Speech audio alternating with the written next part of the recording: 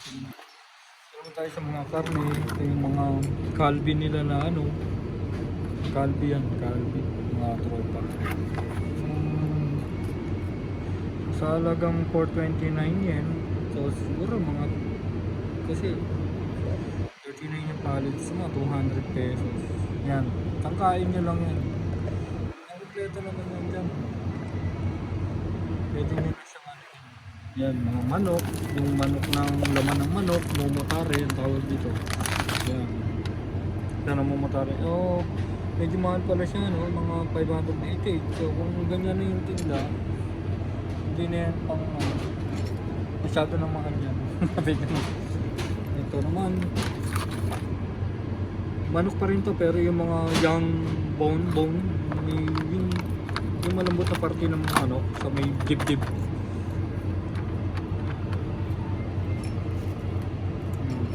Mga baboy. Yeah, may English naman dyan na nakasulat. Yeah. So mga ano lang yan. Murahin lang to. Yan, dito sa area na to, 318 yung presyo.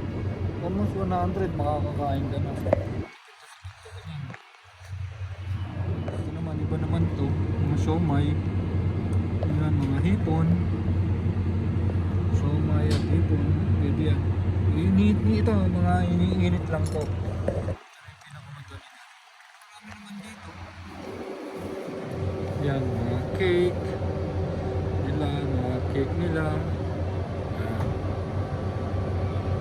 Mga pagkain dito. Para pag pumunta kayo dito sa Japan, meron na kayong idea kung magkano yan. So 230 yen cheesecake nila. So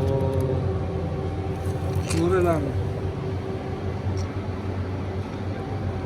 Mga masasarap na ano, mga dessert. Meron pa rin dito pa rin tayo. Ayan, mga 498 na ano, appetizer nila. Ayan. Mashed potato, bacon salad potato, potato salad. Nakita niyo yan. Ayan.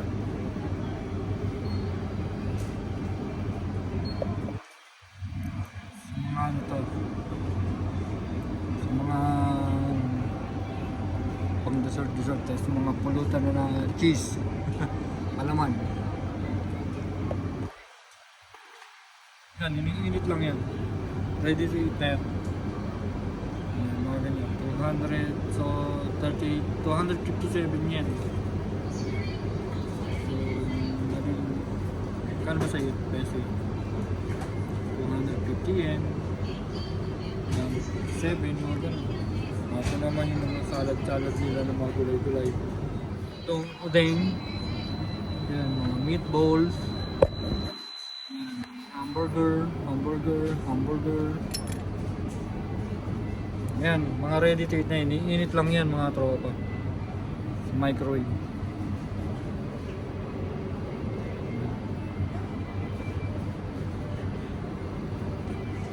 Madami klase. Isasabi nyo, initin mo lang.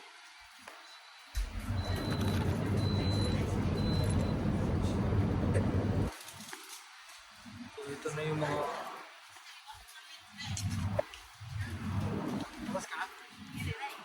Ano? Video ng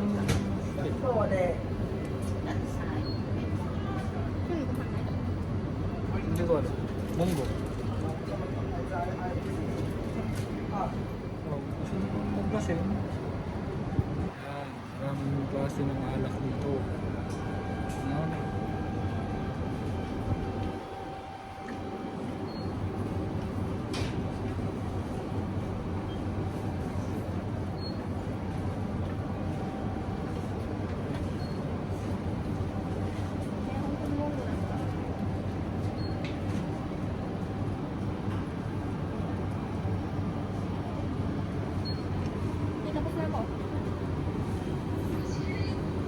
Nakabili ka na ba?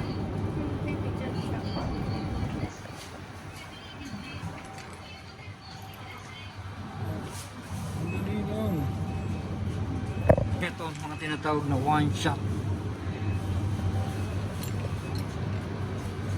Yung mga one shot.